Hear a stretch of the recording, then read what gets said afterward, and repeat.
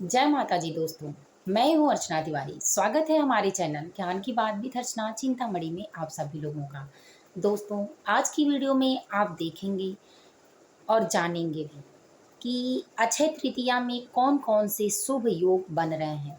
Main main point का अक्षय तृतीया की खरीदारी शुभ मुहूर्त क्या है, पूजा का शुभ मुहूर्त क्या है, कब से कब तक सोने की खरीदारी की जा सकती है और कुछ बातों को विशेष रूप से जानेंगे कि अगर ये चीज़ें ना हो तो इन चीज़ों से कैसे काम कर सकते हैं और फल वही मिल सकता है। तो चलिए दोस्तों, वीडियो में आप हमारे साथ एंड तक बने रहिए। इससे पहले आप हमारे चैनल पर नए हैं तो कृपया करके हमारे चैनल को सब्सक्राइब कर लीजिए। अगर मेरी वीडियो आपको पसंद आती है तो लाइक ज़रूर कर लीजिएगा। कमेंट बॉक्स में जय माता लक्ष्मी ज़रूर लिखिए। माता लक्ष्मी आपके घर में अपनी कृपा दृष्टि बनाए रखें। आने वाली अक्षय तृतीया आपको बेहद मंगलकारी साबित हो। तो दोस्तों, चलिए शुरू करते हैं बिना देर किए। वीडियो छोटा ही होगा पर आपको हर अक्षय तृतीया से पॉइंट मिलेगा कि जिसका आपको उम्मीद होगा, क्योंकि सब लोग बहुत मेन चीज़ें ही जानना चाहते हैं। तो चलिए दोस्तों, जानते हैं। सबसे पहले अक्षय तृतीया पर चंद्रमा और सूर्य एक ही राशि में स्थित रहेंगे, इसीलिए इस बार की अक्षय तृतीया काफ़ी अच्छी होने वाली है। अक्षय तृतीया शुक्ल माह के तृतीया यानी प्रतिपदा की तृतीया तिथि को, शुक्ल पक्ष की तृतीया तिथि को, वैशाख मास के शुक्ल पक्ष की तृतीया तिथि को अक्षय तृतीया मनाया जाता है। अक्षय तृतीया का मतलब होता है कभी क्षय न होना, यानी आपके सपनों का, आपके सौभाग्य का, आपके बच्चों का, आपके पति का, यानी आपके घर से सुख समृद्धि से संबंधित हर मनोकामना की पूर्ति के लिए अक्षय तृतीया का व्रत रहा जाता है। अक्षय तृतीया का व्रत करने वाले व्यक्ति के साथ कभी कोई विश्वासघात की चीज़ें यानी क्षय की चीज़ें, नुकसान की चीज़ें, या ये कहिए कि बहुत सम्माननीय चीज़ें ही सिर्फ होती हैं, कोई असामान्य चीज़ें उनके साथ नहीं होती हैं। अक्षय तृतीया का व्रत अपने आप में बेहद शुभ और अच्छा माना जाता है। अक्षय तृतीया को अक्खा तीज के नाम से भी जाना जाता है। अक्खा मतलब सिर्फ एक, जिसकी तुलना किसी से न की जाए, और क्षय मतलब कि कभी क्षय ना हो। इसी तरह अक्खा तीज के नाम से जाना जाता है। बहुत सारे सुहागिन महिलाएं अपने सौभाग्य की, अखंड सौभाग्य की प्राप्ति के लिए इस व्रत को करती हैं।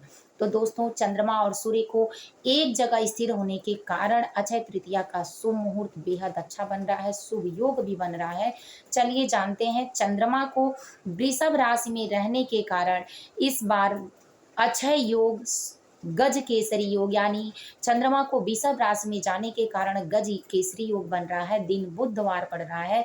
दोनों, यानी आप गणेश जी की पूजा भी करते हैं, गज केसरी योग भी बन रहा है, तो शुभ योग माना जाता है। अक्षय तृतीया को अक्षय योग भी बन रहा है और इसके साथ साथ लक्ष्मी नारायण, यानी लक्ष्मी नारायण का भी शुभ योग बन रहा है। इसमें लक्ष्मी नारायण की पूजा करना बेहद शुभ माना जाता है। चलिए दोस्तों, जानते हैं कि आप दान में किन किन चीज़ों को दे सकते हैं।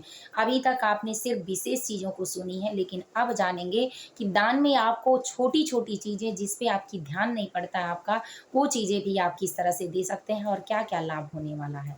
तो आप खरीदारी का, सोना का खरीदारी सबसे पहले जानते हैं कि सोना खरीदारी का शुभ मुहूर्त आपका सुबह 5 बजकर, यानी 30 अप्रैल दिन बुधवार को सुबह 5 बजकर 41 मिनट से शुरू हो रहा है और दोपहर 2 बजकर 12 मिनट तक रह रहा है। इसके बीच में आप सोने से, धातु से संबंधित अपनी ज़रूरत की चीज़ें, यानी जिससे माता लक्ष्मी का वास आपके घर में होता है, उन चीज़ों की खरीदारी ज़रूर कर लें।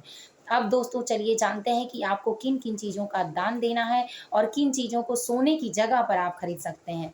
यानी सोने की महंगाई देखते हुए बहुत सारे लोगों की इच्छाएं समाप्त हो जाती हैं और वो सोचते हैं कि हमसे नहीं हो पाएगा, किसी कारणवश छोटी वस्तुएं भी नहीं खरीद पाते हैं, तो आप उसके जगह पर पीतल की वस्तुएं, धातुओं को खरीद सकते हैं। इसके बाद वो भी अगर आपसे नहीं हो पाता है तो चने की दाल, जौ, पीली सरसों, पीली धनिया साबुत, ये भी आप खरीद के अपने घर में माता लक्ष्मी का योग बना सकते हैं। इसके साथ दूध तो आप सब लोग ले आते हैं, अगर उस टाइम में लाएँ तो ज़्यादा अच्छा है। नमक, ये सारी चीज़ें आप खरीद के अपने घर में लाते हैं और किचन के बर्तन से संबंधित चीज़ें, जो आपकी ज़रूरत की अच्छी धातु की चीज़ें हैं, वो लाते हैं तो ज़्यादा अच्छा है। तो माता लक्ष्मी का योग आपके घर अच्छा माना जाता है। दोस्तों, अब चलिए जानते हैं कि दान में आप विशेष चीज़ों को, छोटी-छोटी चीज़ें ही देते हैं तो क्या-क्या आपको प्राप्त होता है। तो सुहागिन महिलाएँ अगर दान में सुपारी, इलायची, लवंग और तेज पत्ता का दान देती हैं तो उनके सौभाग्य की वृद्धि होती है। जो मसाले में तेज पत्ता डाला जाता है वो तो सौभाग्य की वृद्धि होती है और कभी उनको विधवा होने का योग नहीं बनता है। तो इसलिए इन चीज़ों को भी सुहागिन महिलाओं को दान में अखंड सौभाग्य की प्राप्ति के लिए सुहाग की सामग्री और ये सारी चीज़ें ज़रूर देनी चाहिए। वस्त्रों के साथ दे सकते हैं तो दें, लेकिन सुहाग की चीज़ों के साथ इन सारी चीज़ों को ज़रूर दें। दूसरा, अपने घर की वृद्धि के लिए आप नमक, घी, काला तिल, चना, पीला सरसों, जौ, दही, दूध, पंचमेवा ये सारी चीज़ें भी आप दान में देकर माता लक्ष्मी की विशेष कृपा प्राप्त कर सकते हैं। बर्तन, इसके साथ दोस्तों आपको बर्तन इत्यादि कपड़े धातु ज़रूर देना चाहिए। सीज़न के मौसम का फल देना चाहिए, जैसे इस समय काकड़ी आ रही है, खीरा, कुकुम्बर आ रहा है, नींबू पानी भी आता है। इसके बाद तरबूज, खरबूज ये सारी चीज़ें आपको देनी चाहिए। इसके साथ-साथ मटके में पानी भर के देने से, बेना देने से या कूलर, एसी जो भी आप दान दे सकते हैं, वो सारी चीज़ों को दान देने से आपको अक्षय फलों की प्राप्ति होगी। तो दोस्तों ये रहा विशेष चीज़ें। अब चलिए जानते हैं कि अगर आपको दान देने के लिए कोई नहीं मिल रहा है तो दान किसको दें? तो इन मेरे बताए हुए इन चीज़ों में निश्चित है चाहे आप जिस कोने में होंगे आपको कोई न कोई मिल ही जाएगा। सर्वप्रथम अगर कोई ब्राह्मण नहीं मिलता है तो आपके घर के अगल-बगल मंदिर है तो आप वहाँ दान देकर आएँ। चाहे मंदिर किसी भी कास्ट के व्यक्ति का घर हो, आप वहाँ दान मंदिर में देकर आ सकते हैं और प्रसाद के रूप में कोई उठा सकता है। दूसरा, आप किसी ऐसे गरीब ब्राह्मण को दें जिसको ज़रूरत हो और लाचार हो, आपके सामानों को यूज़ करता हो। तीसरा, अगर आपको दान देने के लिए कोई नहीं मिलता है तो आप अपनी ज़रूरत के सभी लोगों में देखें, कोई अगर आपकी दोस्तों में ब्राह्मण आ जाए या कोई आपकी सखी सहेलियों में ऐसा कोई है कि जो आ जाए उसको दें।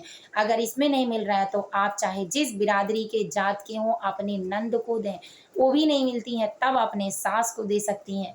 अगर आपको इसमें भी कोई नहीं मिलता है तो समस्त चीज़ों को आप गाय को खिला दें। इससे भी आपका धर्म बढ़ सकता है।